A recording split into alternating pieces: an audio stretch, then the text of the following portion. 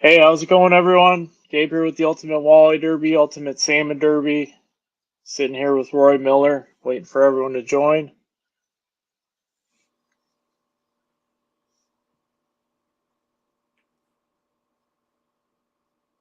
If you guys can hear us all right, just throw a comment in the post a comment if you don't mind.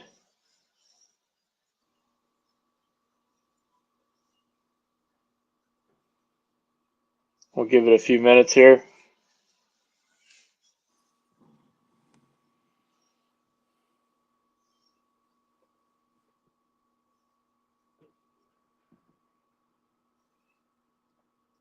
So, anyone been out fishing today? Thanks, John. Thanks, Matt. We got a loud and clear. Anybody been out fishing? I know we were planning on going out this morning. I think the forecast got the better of us. We were going to do a little bit of trolling for silvers out on the St. Clair River. How's it going, Brent?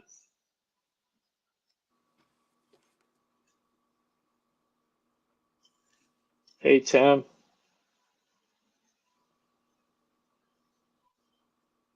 Folks are jumping in here.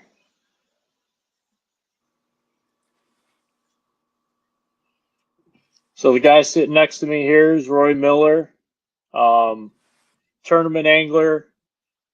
He's going to shed a little bit of light on his experiences with Livescope and trolling in a trolling situation.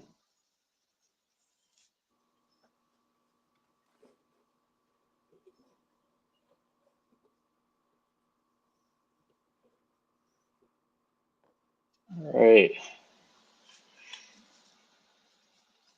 We'll give it a few more minutes here. Anyone had any great days fishing here? I heard of some big fish coming. Roy, can you hear me all right? I can. Thank you. Awesome. We had a good trip on Wednesday. I went out of Bowles Harbor. It was fantastic, actually. But trolling. I know most folks are jigging right now. You been out, Roy? I see that you were with Nick Dude, right? Yeah. Nick Dodd He's such an awesome dude. and John Bergma Oh filmed a yeah, little thing for their Big Water Angler show they got going on. that's gonna be awesome. I can't wait to see it. Yeah. There's already some episodes out. It's on the Sportsman channel. So that show I think is going to air next year though. But yeah, fantastic show. We've been out a few times doing a little recon around the Detroit River area, but nothing too crazy yet. We leave for Detroit. We'll leave Tuesday and be down there for the rest of the week through the remainder of the weekend for the Michigan Walleye Tour. So we'll get our Detroit Excellent. River action. Yeah, so that tournament's limited to the river, right? Yep. It is boundaried only to the river. It's a lot of boats for that river. Well, there's a lot of boats every weekend in that river, so you just they blend in, honestly. Yeah. Once you get up in the heart of it all, there's boats everywhere, so it's fun. It's an adventure, It's part of the thing with Detroit. You just got to deal with the local traffic, and it's part of the game. Awesome. So we got Roy. Just so you know, we have both the walleye and the salmon side in this, on our Sunday stream. So Brent, he's from the salmon side, said his boat's heading into the south end on Tuesday. So I know he fishes out of St. Joe, I think it is. I heard the coho fishing's been fantastic there. Jesse is saying slow day for us yesterday out of Wyandotte before the rain forced us off. It's so early on the river. I don't think the full migrations happened. And we just had an early push of fish like we always do. But there's still time, guys. That river fish is great all the way through May. Yeah, yeah. I mean, there's definitely it seems like a bigger class of fish than last year, at least from what I'm seeing. It feels like it. So last year, I think we had a 10-pounder weighed in. No, we did not. No, there was no 10-pounders weighed. So the year before we had a 10-pounder weighed for the Mission Hmm. of Walleye Tour, but not last year. So I think we're going to see a 10 this year. I don't know that we'll see some of the crazy weights that I've seen predicted for the Ultimate Walleye Derby, but I think a 10 too is very feasible next weekend. That's for sure. Yeah, I agree. At least from what I've been seeing from folks. All right. Well, it is 5 after here. Let's get rolling.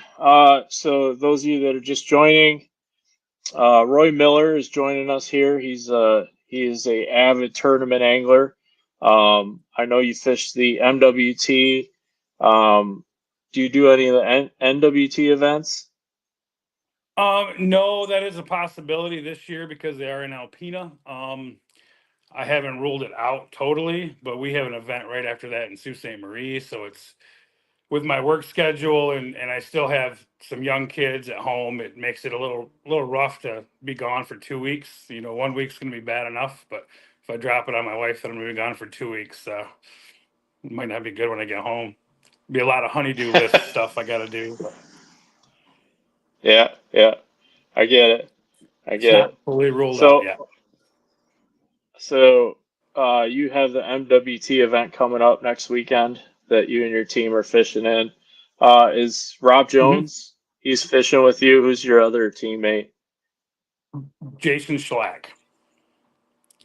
Okay, We shout me and out him to have those fished together guys. for a long time, and Rob's a new addition last year, but he fits right in. He's a fun guy. Excellent, He's very excellent. calm, Well, which is sometimes what we need.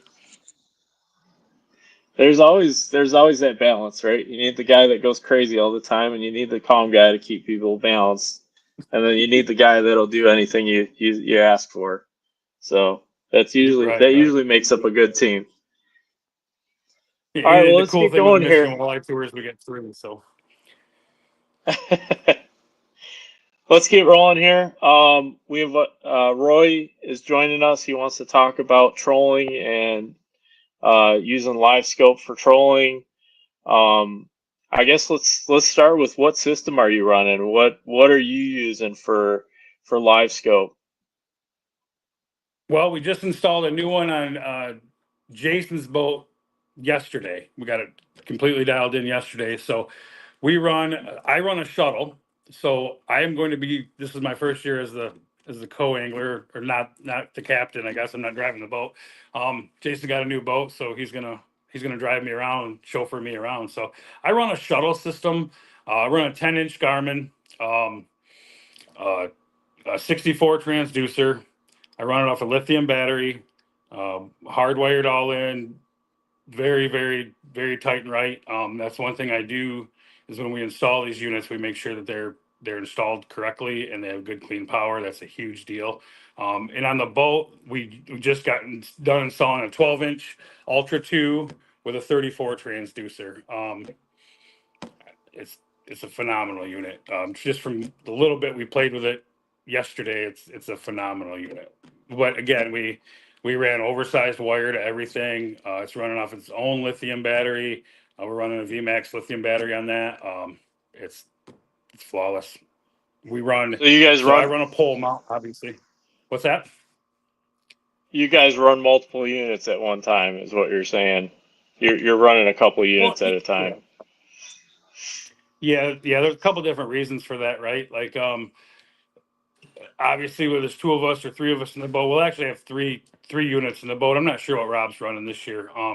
You never know with him, but so whoever's in the bow, obviously, it's hooked to the trolling motor, and he's able to scan around and do what he needs to do if we're in a jigging or casting situation.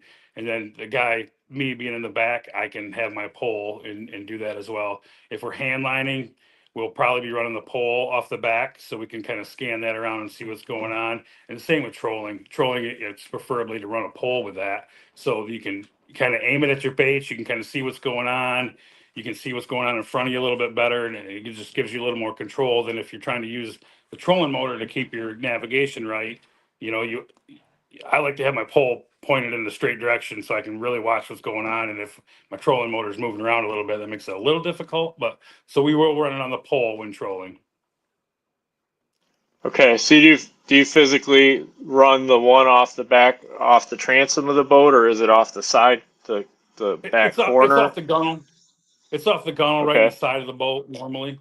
Um, that's okay, where I like it because it's easy to get to. Now if we're hand lining or pulling wire, it will be slid back a little bit so that you can adjust it a little more easily while you're trying to work. okay.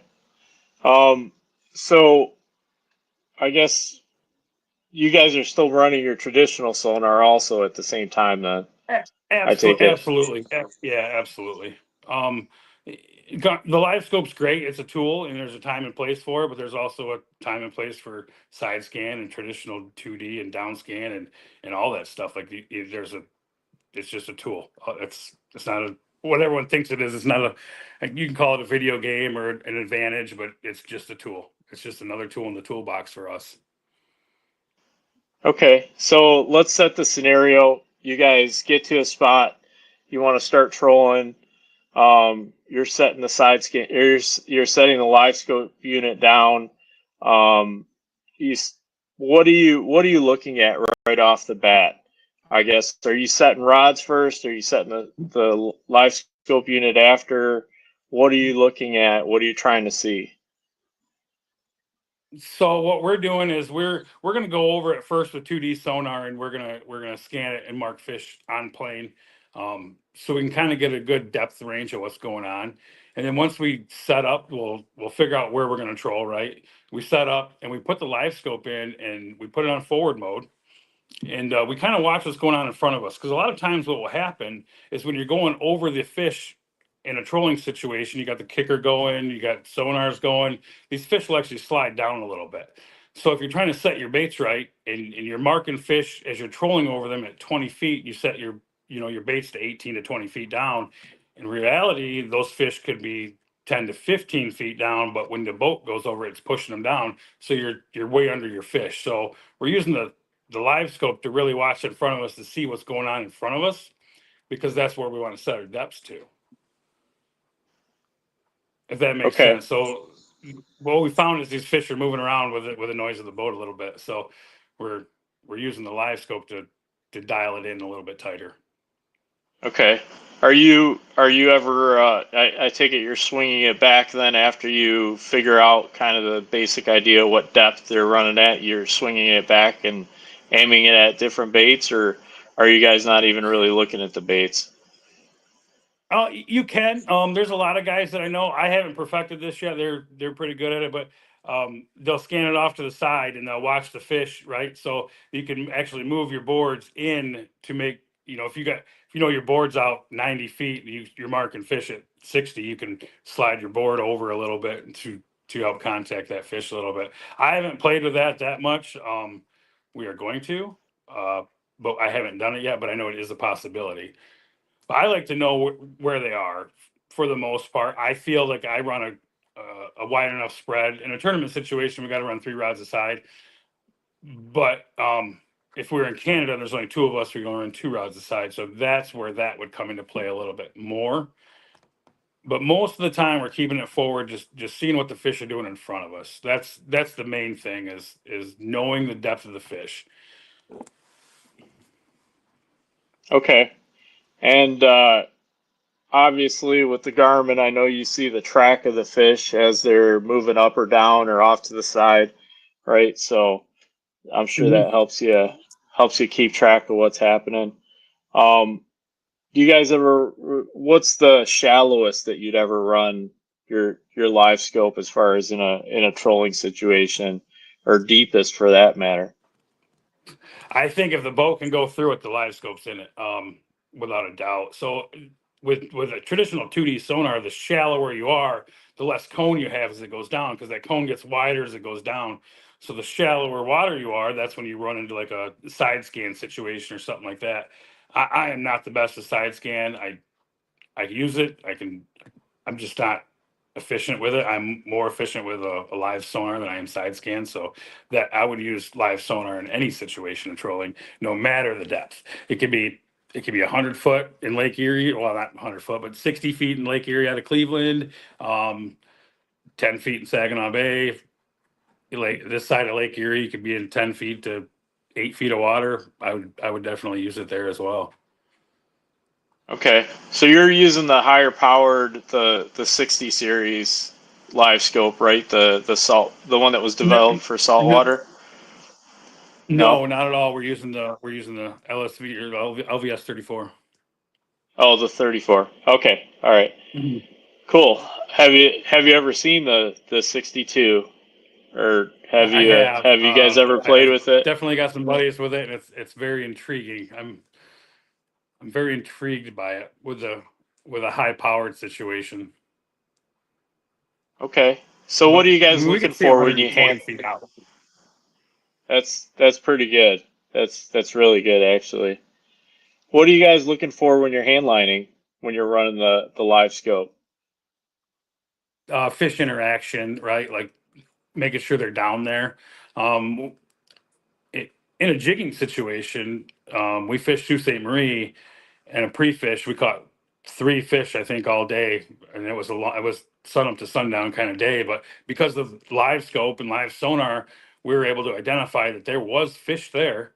We just had to make them bite the next day on the tournament day, right? So that's where our whole game plan came from, was live scope. We only touched 3 fish that day. They were the right fish, but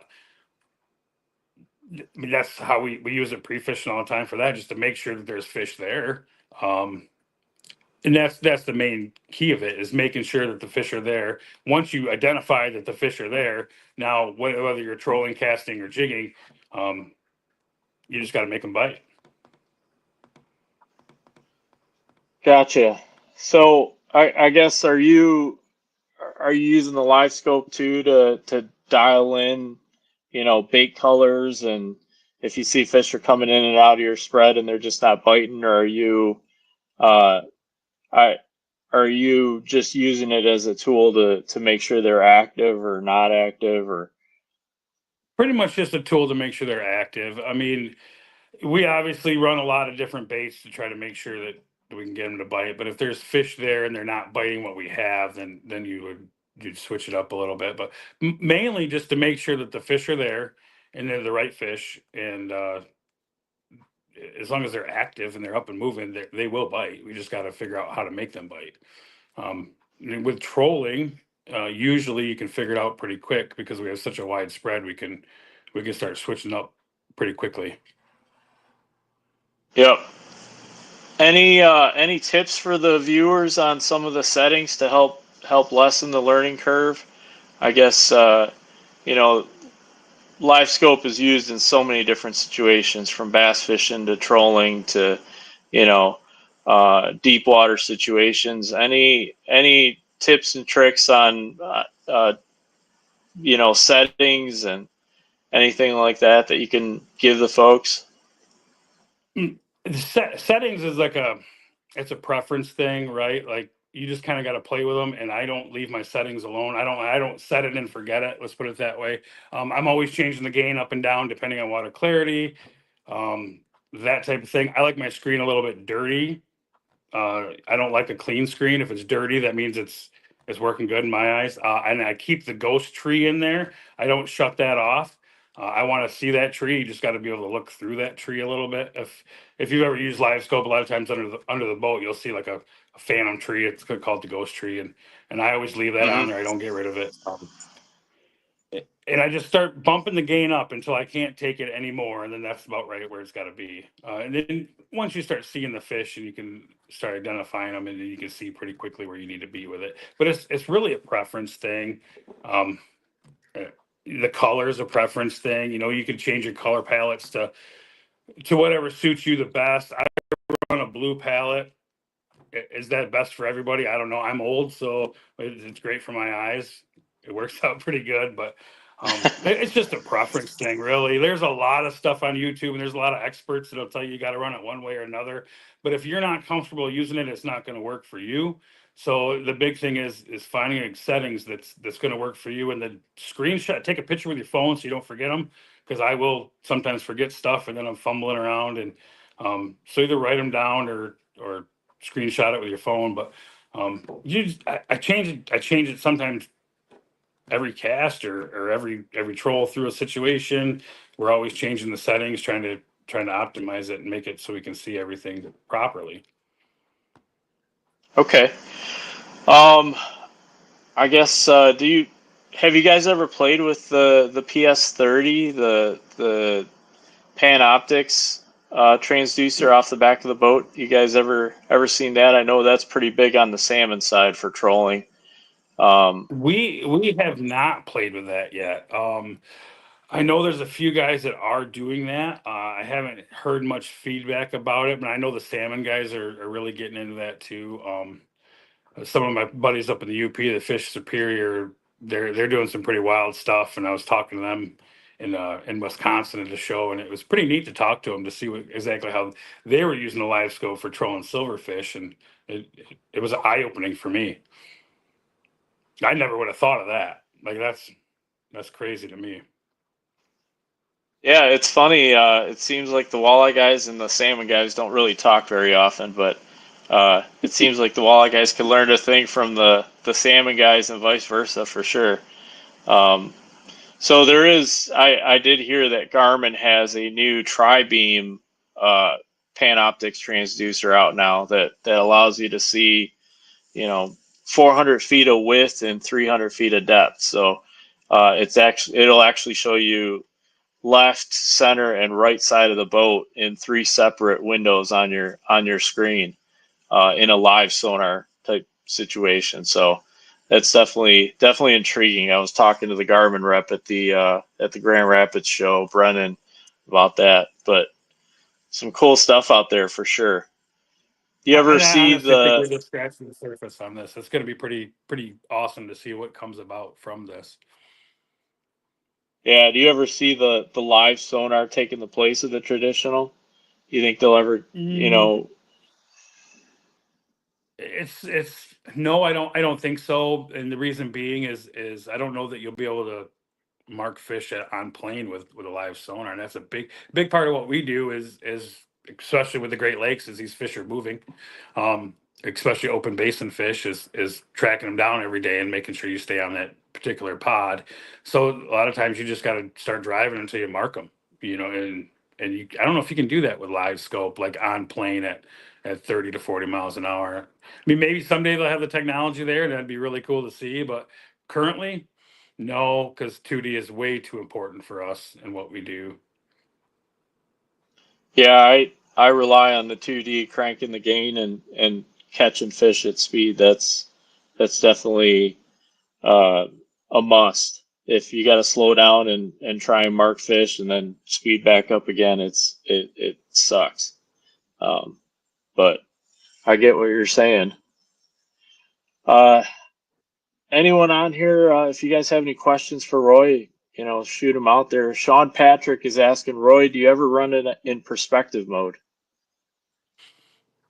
No, I prefer forward mode. I'm not really a perspective guy when it gets into really shallow water like that. It just I don't do it. I prefer forward mode. It's just what I'm comfortable with. Maybe I need to get out there and play with perspective a little bit more, but I just prefer forward mode. And I do use a Rytech mount, 3600 transducer mount, so I can really dial it in. I think that's a big thing. I can change my angles like very minutely if I need to adjust that, so I can see the whole water column.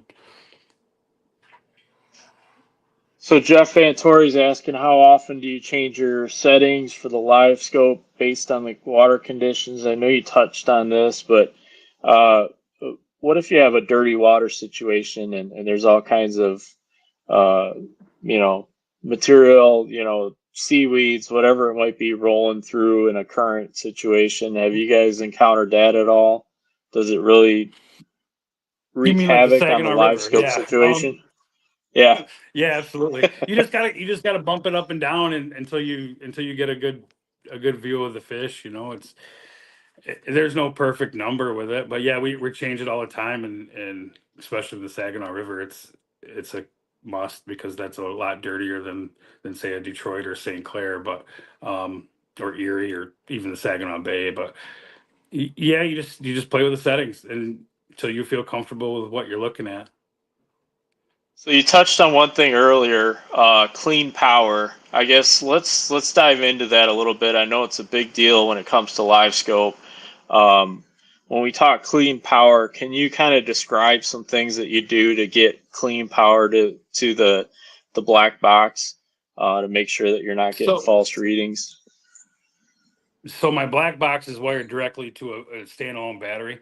Um, and from that battery, I'm going to run oversized wire. I'm a mechanic by trade. So sometimes, like they say, you can't have too big a wire, but sometimes it's a waste at that point. But I'll run 8 gauge wire from my battery to my black box, and then also from the battery to the unit. They're going to be on their own separate battery. It's not going to be hooked to anything else, only that Garmin and that live scope. And all my connections are, I make sure they're right. They're heat shrinked. They're perfect.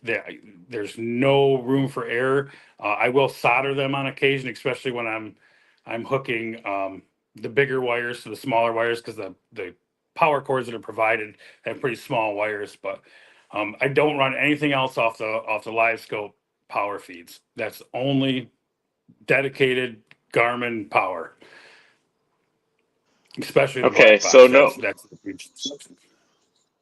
so no alternator feed, no, you're not running a live well pump, you're not running, it's dedicated transducer Mhm. power, right? So, Yep, what all about that other routing stuff the has its own battery. what about routing of wires? I know that's got something to do with it too, making sure you're not running power and signal wires in the same, together, right? Do you do any of You're that? right. We try not to, but sometimes it's depending on the boat and the situation. Sometimes you have to, um, but we try to keep them separated as much as possible. But some of these boats these days, we got very small windows to work with to get stuff where we needed to get to run wires. So it's just kind of sometimes it is what it is. But we try to avoid that as much as possible. But sometimes it's unavoidable. Yeah, yeah, yeah. It seems boats are getting bigger and bigger, and sometimes you have less and less space. I We have got Isaac here. fiberglass cuts all over my arms from yesterday. So yeah, they're tight. We got Isaac asking, what's the most surprising thing you learned about walleye or their attitude once using the live scope? I think the biggest thing I learned was in the Detroit River that for years and years and years we thought they would sit on the bottom, your jig would go by, and they would just look at it, and if they were going to bite, they were going to bite. If not, not. But what we found was these fish were following our jigs down the river for quite a long time. I mean, sometimes it was like 50 to 75 yards before we could get them to bite. So traditionally, what we would do is we'd start laying waypoints, right? So you'd lay waypoints, and then you work off your waypoints during the day, and a lot of times those fish are following you downriver. So when you're laying a waypoint, that's not actually where that pod or school of fish is. That's just the one you got to break off, or two you got to break off to chase you down the river. That's the biggest thing I learned is these fish, what we thought before and what we learn now is just sometimes it's a little different. Not saying that was wrong, because there is fish that do that, right? Um, but I think more than not, they are following your jig as you're going down the river until they get the perfect cadence that they want to see. That's the biggest thing we learned. And with trolling, that the fish are actually higher than what you think they are as you're going over them. If you're trolling over them in 2D, um, and that's another thing that we learned too. Those are the two biggest things I think would be those two. Definitely interesting. I haven't had a chance to jig walleyes with the live scope yet, but It makes sense. Do you see yourself changing your cadence, when you do have some fish following, or are you still keeping the same, like ice fishing situation, you're pulling the jig away from, you're trying to pull it away from the fish, keep the fish active. Do you see yourself doing any of that? Absolutely. So, yeah, I do. Sometimes it's a bad thing because I'll be focused on the screen more than I am my boat control. Um, so sometimes I do have to just look away. But yeah, like when you get a fish following, you'll start, if you're doing slow and low and they're not biting, maybe you snap it a couple times, see if you can get their attention. Maybe pick it up off the bottom a little bit, like ice fishing, see if they'll chase. Um, that's pretty cool to do in the river too. But yeah, absolutely. You always want to change it up, right? Like we're trying to catch those fish, so we're changing things to make them bite. Excellent. Any more tips for the folks here? Um, Basically, just you can't be afraid to use it. You can't be afraid to try it in different situations. I'm not obviously not a Garmin spokesman by any means, but I absolutely love the product. Um, it's phenomenal. I think it's a great product, and they're really pushing the envelope with what they do. You just got to get out there and try it, and you got to be you can't be afraid to fail. Um, go out there and try it. If it doesn't work, then that's not the thing. Like with your settings, you just got to change them, and you can always reset them. You just got to keep changing them and playing with them until you find out what you like, and you just not be afraid to try stuff. That's how you learn, and that's how you push the envelope and come up with new ideas and new things, and just trying different things to see if you can get a fish to bite, or to see if this setting is good for you, or if you can use it to watch your lures and watch fish bite them. Sometimes that's just really cool to see, and you're watch you'd almost call your shot, the outside board, watch this, and fruit, there it goes. So you just can't be afraid to try it. You just got to get out there and try it. Uh, Ben is asking, I guess this is a little off topic, but he's saying lots of speculation around if dead bait can be taken into Canadian waters. I know they kind of rewrote how things were written this year, from what I saw. And he's asking, how do you prepare your bait? What's your take on this whole thing? Um, I guess what Well, I read is that the Great Lakes are no longer in the bait management zone. Um, what's your take on that whole thing? that's a hot topic. Yeah, That's a hot topic. I don't know. So I was always under the impression that your minnows have to be dead to go into Canada. I believe that's kind of like the old rule of thumb, right? So honestly, what we do is, if we're gonna, it depends on what we're fishing that day. So if we're fishing in Michigan, first off, we take our live minnows and then we kill them on our last drift. We will pull them and dump the water, and we will kill them. Either if we have ice still in the boat, we'll put them on ice, but um and then we take them on into Canada dead. Like, especially with a tournament situation, you don't want to mess around with a possible rules violation or something like that. I'd hate to lose a tournament because I made a mistake like that. So I always kill my minnows before I go over. If we're gonna go straight to Canada, I put them on ice right go. No water, just dump them right on ice. gotcha. I haven't had time to dive into the rule book. If you've ever read the Canadian rules, it's horrible. They are. I'm not afraid to say it, they are bad. When you start looking through all the different rules and all the different bait management zones, if you get up in like Sault Ste. Marie, you're dealing with sometimes 3 bait management zones, and it just gets real hairy. So it's kind of like a better safe than sorry situation for me. Yep. I do use a lot of scent. Last year we had better luck with scent than we did with live minnows, so we just went with straight scent. But each year's a little bit different. But I think better to be safe than sorry, and depending on obviously that's a risk you got to take. Every CO could be different, but I have no comment on that. But mine are dead when I go over there. I can assure you of that. Yeah, yeah. I get it. We had some folks on, I guess, a couple weeks now ago, and it was discussed during our little talk that we had with them. there is some room for interpretation there. I went through and read it myself, and there is, things that kind of talk both sides of it. So I know why guys are confused. I mean, my recommendation for everyone is if you do want to push the envelope, I'd call the ministry and flat out ask them, or get it in writing, send them an email, so that if you do have a problem, you have an email to Email would back be that you. would be best. Yeah. Yeah, email would be best to have it in writing, but because I think I've heard too that if depending on the CO, whichever CO you get, they could have a different opinion on what's right and what's wrong. So it's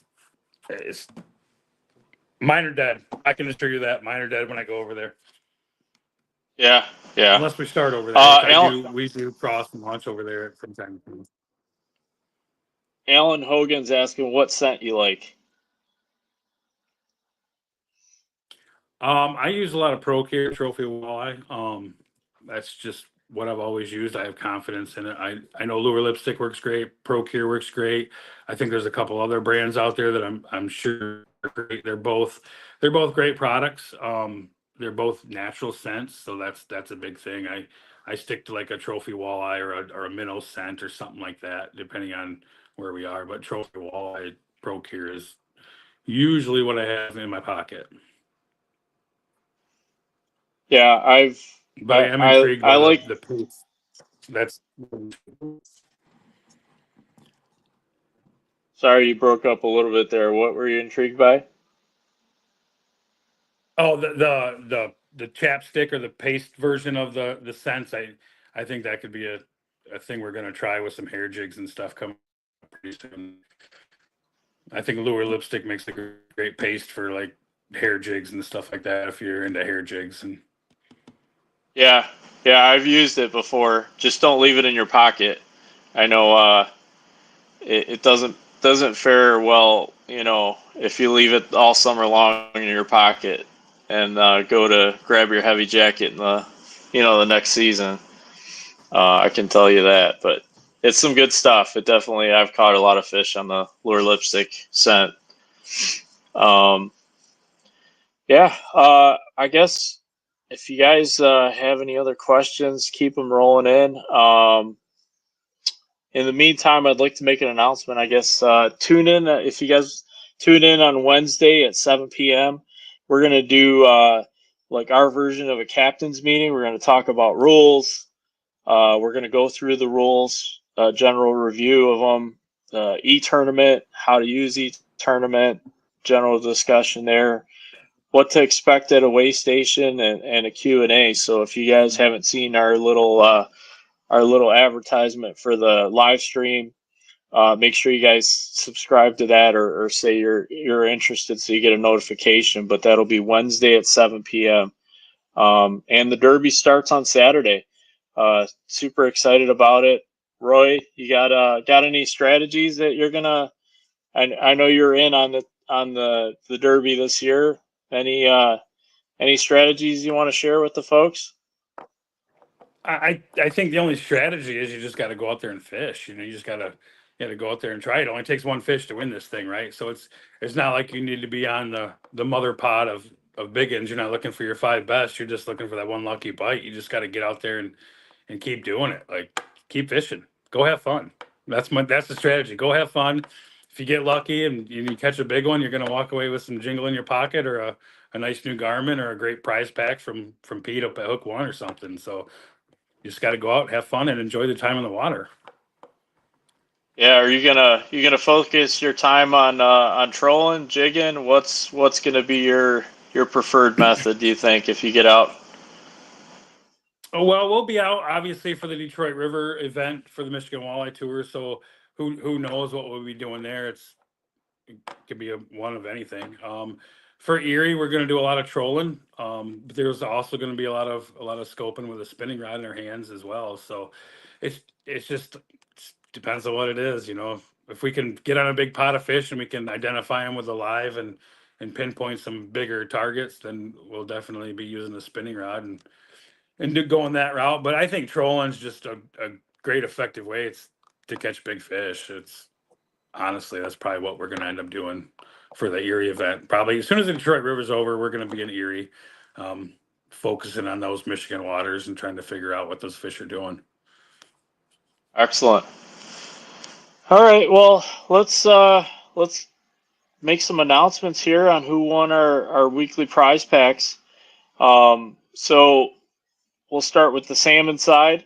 We had a Frog Togs prize pack that we gave away this week. Yeah, I think you're disappearing there, Roy. Yeah, we got a bad storm coming in, so it all of a sudden got dark really fast. Yeah, I saw someone post that there was a heck of a storm in Jackson, so I know you're west of me. Yeah, I'm not too far from Jackson. I'm north of Jackson a half hour, so it's coming. Yeah, yeah. So on the salmon side, congrats, Mike Ignarski.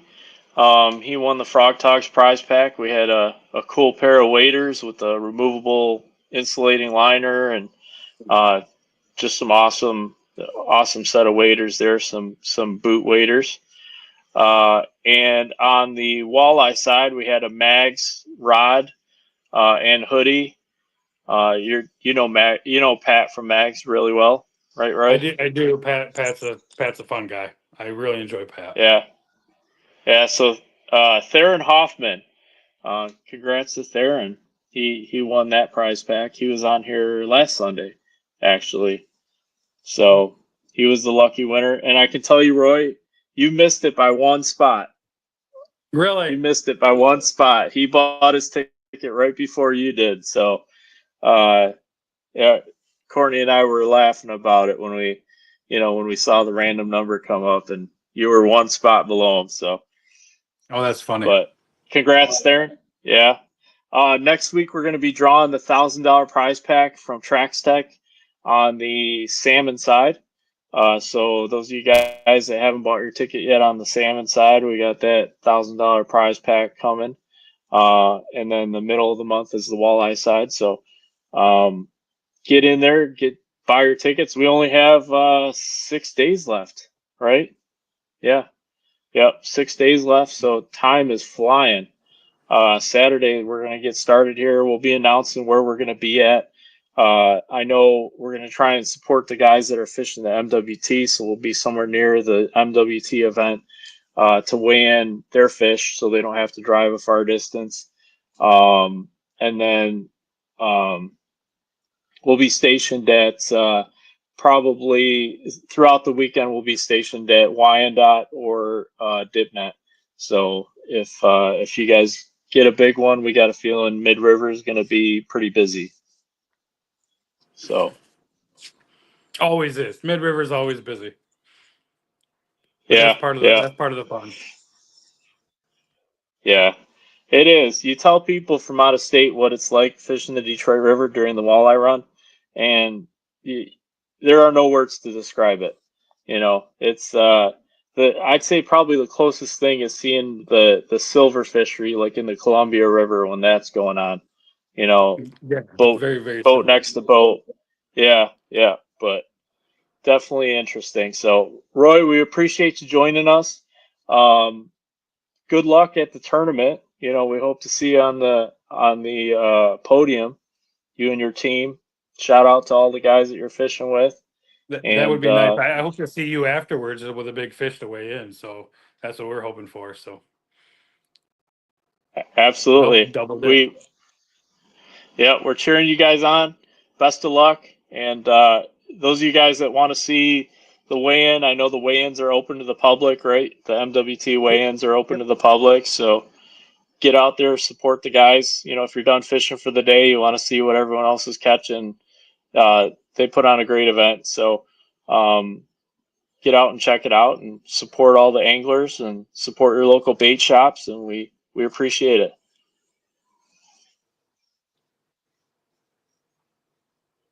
All right. Well, thank you, Roy. We'll talk to you later. All right. Thanks, Gabe. We'll see you. We'll see you. Bye. Bye.